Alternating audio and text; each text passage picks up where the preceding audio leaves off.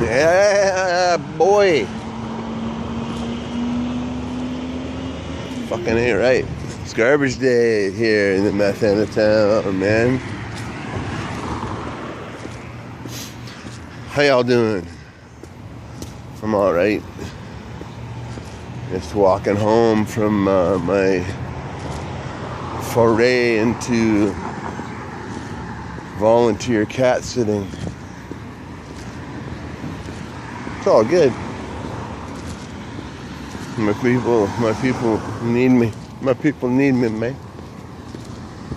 Okay, there's a fucking dude. I'm just gonna try to keep this discreet because he's like fucking weirdo. I'm just gonna try to film him as I walk by. He's like looking at me and shit. He was anyway.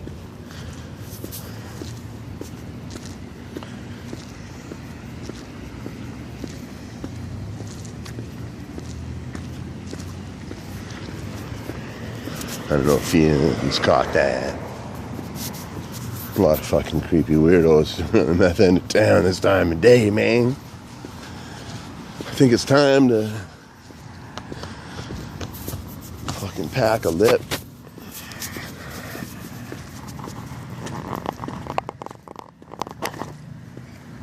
Get a nice scenic view of my town.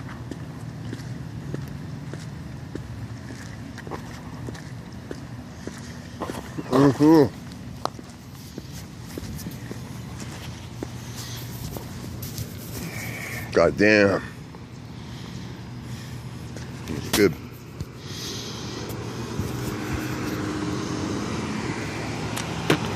I find I'm going through this dip faster than I wanna. I hope I'm not getting addicted again. I don't feel like I am. It's just it's a slippery slope with the nicotine addiction, right? Like, I've been on and off nicotine user my whole life. Well, since I was 11. You know, I started smoking when I was 11. Started doing other, smoking when I was 11 because that's what all the fucking kids did. I had my first belt of fucking scotch when I was 11 too.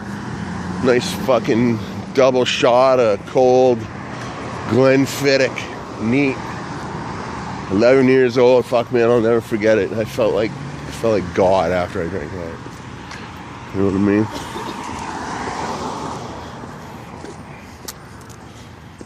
The people, they're out. But yeah, so we all started snuffing though at fucking like, I don't know, we were grade 9, grade 10. It was grade 9. We all used to, my buddy, I used to hang out with all the punks and skinheads and all that. And, well, we were doing fucked up shit all the time. I won't even go into some of the shit we used to do, but one of the more benign things we did was my buddy Gord Baxter. He was this fucking crazy motherfucker, known for getting drunk, wearing fucking gold lame tighties, gold lame Speedo type underwear, stripping down and fucking running through town. Drunk off his ass, like age 14. You know, these are the kind of people I hung out with. But god damn, so much action going on here. But yeah, fucking his dad was an old British dude, and he used to do snuff, and this shit is menthol stuff. You sniff it up in your nose. I don't know how to do it properly, and it's a very enjoyable thing. It's my favorite way to use tobacco, really. But when we all got into doing dip is when, you know, as we go to the store, you know, this is back when they had, you can go to a fucking tobacconist and shit. And I'm not advocating tobacco use by any stretch of the imagination. Just speaking of my experiences. But yeah, you know, so we'd go there and like we'd ask them for snuff. And now nasal snuff, like you could get it, but it was still kind of rare. You kind of had to order it in, right? And snuff, now I don't know, all the Americans, all my friends in the USA call this shit dip. And you know, well, we call it dip too, but I mostly call it snuff. Because that's what it was called on the cans when we bought it. Copenhagen snuff, or Skull fine cut wintergreen snuff, or whatever. You know, this makes sense to me. So, you know, we'd ask for snuff, and they'd fucking drop a fucking can of cope on us, and be like, yeah, you know, because it's like, it's in a can, it's like fucking nasal snuff was. Get it home and it's this fucking wet shit.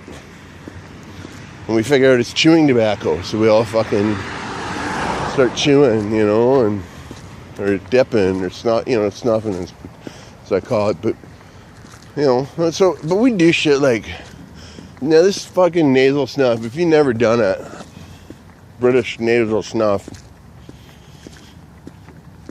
The kinds we always went for were like mentholated and medicated, as they call it, right? And sorry, like I said, I don't like to keep my snuff in for too long. I'm not a fan of the nicotine buzz. I'm a fan of the taste of the snuff, not the buzz.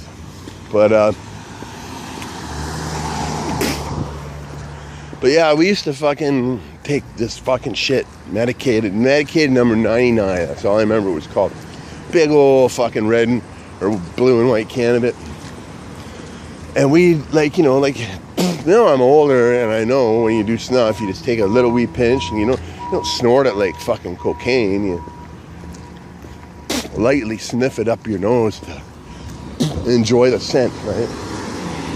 I'll do a snuff, a nasal snuff video later and show you all about it. But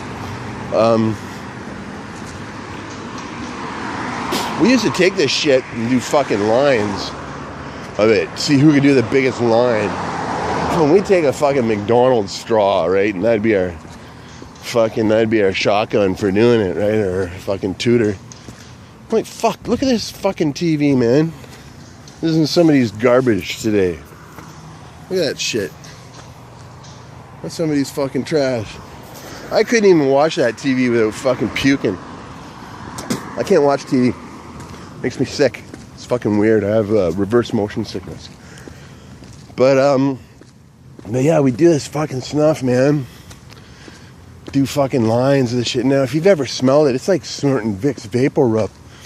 And you know, you're just supposed to do a fucking tiny pinch of it. And we'd have a line that fucking this long. I don't know, you can't see that, it's in the shadows. It'd be like half the length of a fucking McDonald's straw and the same thickness. And we'd fucking do 2 of those just to see who could do the biggest fucking line of snuff, right?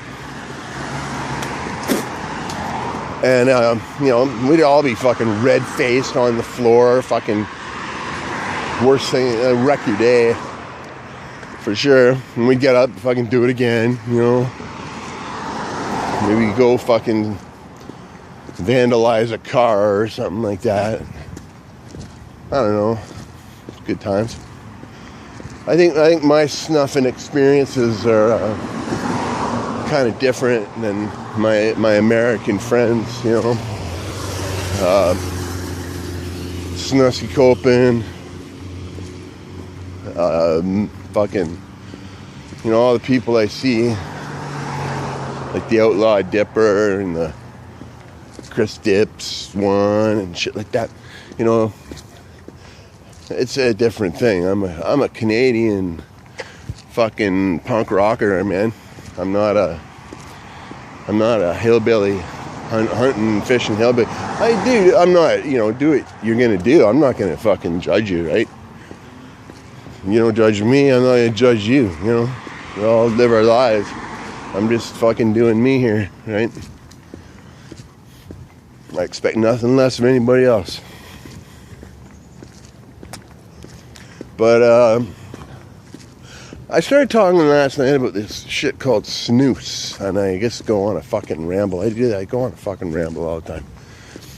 But yeah, I wanted to. It came up in a fucking thread I had on Facebook the other day. And now snus is like kind of like snuff, but it comes in little portions. It's like pouches. Sometimes you get skull and pouches are fucking lame. Like, they fucking suck. But snus pouches are a little different. It's a totally different thing. And I being a collector of snuff cans and shit, I kind of have some of this shit from days gone by. But that's an old snus can. And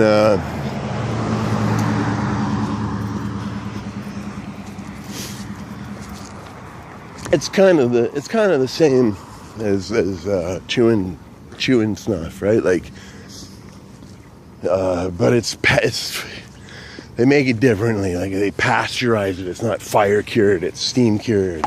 You can swallow the juice, I guess, but I never do. I fucking would hork it out, you know. It's fucking, I don't want to swallow that shit.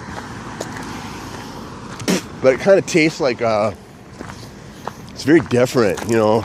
Like the snuff that we get, like from Skoal or Copenhagen or whatever the fuck. It's like rich, robust, sweet. It's like, you know, you got fucking, when you pack a lip, man, you know you got something in there, you know. And you usually use a lot more when you're a dipper, right? But a snus is just a little wee fucking pouch.